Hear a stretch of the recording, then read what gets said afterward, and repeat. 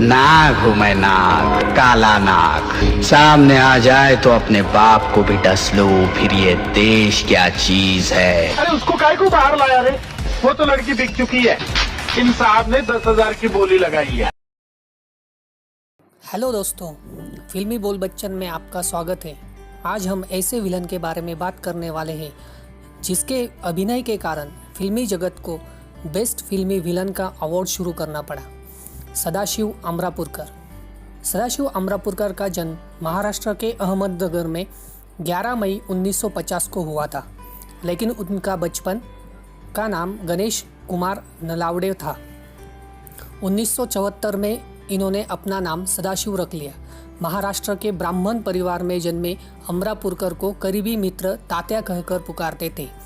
दोस्तों, हमेशा ही उनका झुकाव समाज के वंचित तबके की ओर रहा। सदाशिव का विवाह सुनंदा करमकर के साथ हुआ। दोनों के बीच हाई स्कूल में ही प्रेम की शुरुआत हो गई। पुणे कॉलेज से इतिहास में एमए कर चुके अमरापुरकर जी ने कॉलेज के दिनों से ही थिएटर और फिल्मों के लिए काम करना शुरू कर दिया था।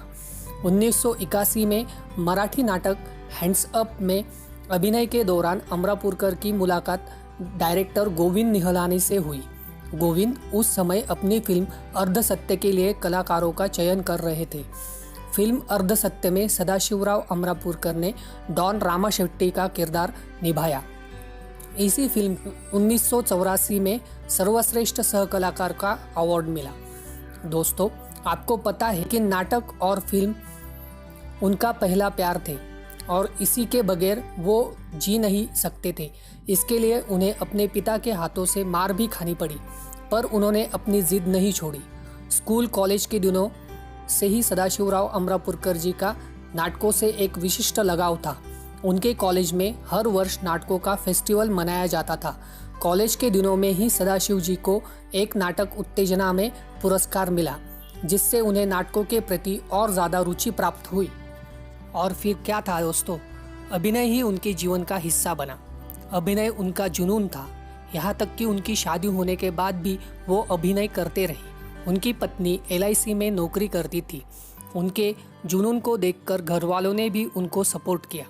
फिर सदाशिवराव जी मुंबई आ गए। मुंबई आकर उन्होंने नाटकों में काम करना शुरू कर दिया और एक सशक्त अभिनेता के रूप में उनकी पहचान बढ़ी। पेटलेली अमावस्या, इस मराठी एकांकिका में उनका अभिनय बहुत सशक्त और दमदार था। काका किशाचा, भटाला दिली ओसरी, इस तरह की अलग अलग भूमिकाओं में उन्होंने अपना दमदार अभिनय दिखाया। अर्धसत्य के बाद अमरापुरकर जी ने पुराना मंदिर, नास, वीरू दादा, जवानी और फरिश्ते जैसी फिल्मों में रोल किए, लेकिन 1991 में आई सड़क उनके करियर में मील का पत्थर साबित हुई। दोस्तों, आपको उनका महारानी का किरदार तो याद ही होगा। उसके लिए उन्हें सर्वश्रेष्ठ खलनायक का अवार्ड मिला। वैसे तो सदाशिव जी ने करियर उन दिनों में शुरू किया जब धर्मेंद्र शिखर को पार कर चुके थे, लेकिन धर्मेंद्र को उनका अंदाज इतना पसंद आया कि सदाशिव अपने अपोजिट उनके पसंदीदा विलन हो गए।